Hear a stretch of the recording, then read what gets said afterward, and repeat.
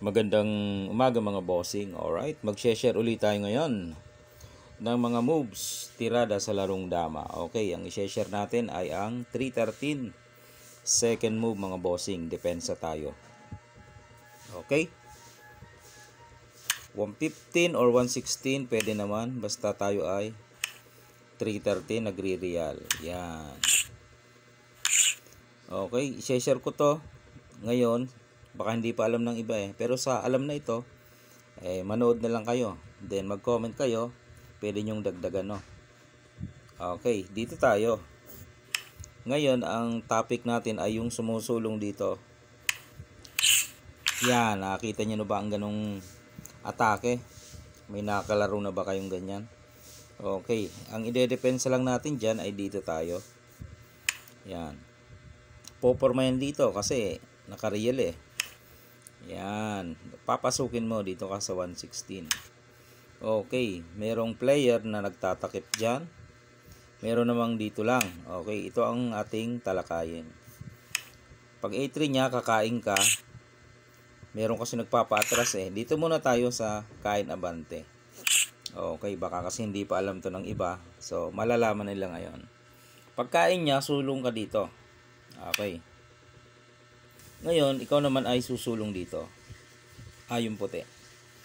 Yan. Pag sulong dyan, ang ginagawa ko dito nung araw ay ganito. Sisiguruhin ko dito, sasayangin ko ng 7-2.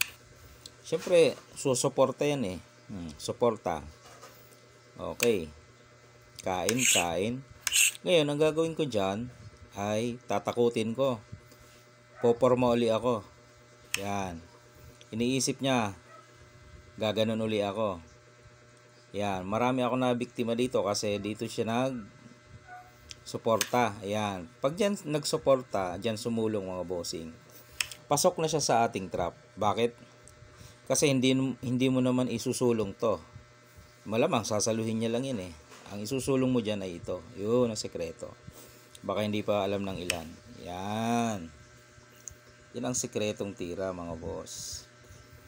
Syempre matataranta na siya dyan, kasi pag hindi niya inalis yan at sumulong siya ng iba, halimbawa dito, lansin na nga yan, pakain ka dito,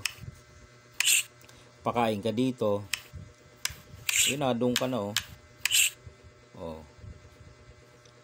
sumulong siya dito, dito ka lang, lamang ka na dyan mga bossing. Susulong siya ng ibang sulong, halimbawa dito, makukuha mo na makukuha mo to. Pag sulong niya, ayan kuha na. Okay. Balik natin. So ibig sabihin, pag sulong niya dito ka, ay talaga malulugi siya. Pag dito naman siya, papasok ka dito, lugi naman. Kapag dito naman siya, dito ka naman. Kaya medyo lalamang ka dyan mga bossy. Paano kung dito siya? Dito, padalwa. Kain dalwa, yun Dadama ka na mga boss. So, wala, mapipilitan siya.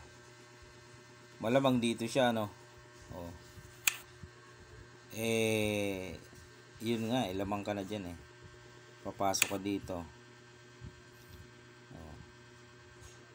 Well, dito na lang siya siguro. Ayun, nakalamang ka na mga bossing.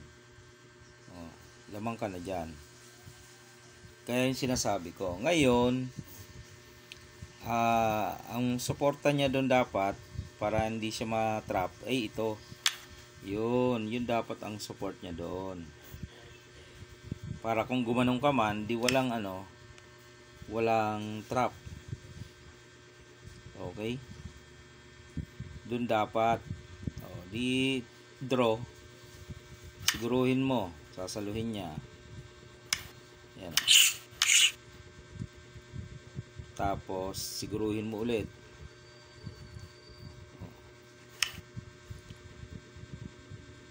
Pwede mo siguruhin, susuportahan niya. Pwede ka rin magpakain agad. Pero pag doon siya pumasok sa 9-5, ay madadali siya mga bossing,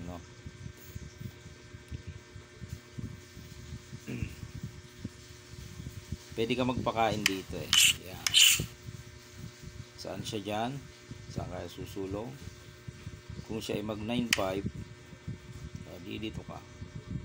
Kung sumulong doon, dito ka. At pakain. Pakain ka rin. So, tabla-tabla lang kayo. Okay? Yun ang panablaan doon, 10.5 mga boss. Dito, baka maipit pa siya eh. Dito siya. Dito siya.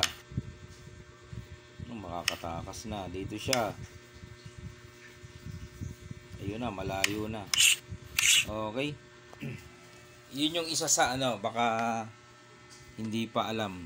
Okay. Sunod nating topic dyan ay ito.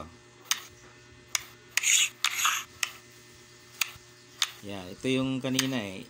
Sunod natin ay dito naman. Okay. Dito muna tayo sa variation number 1. Mamaya naman variation number 2. Okay? Upload lang natin to.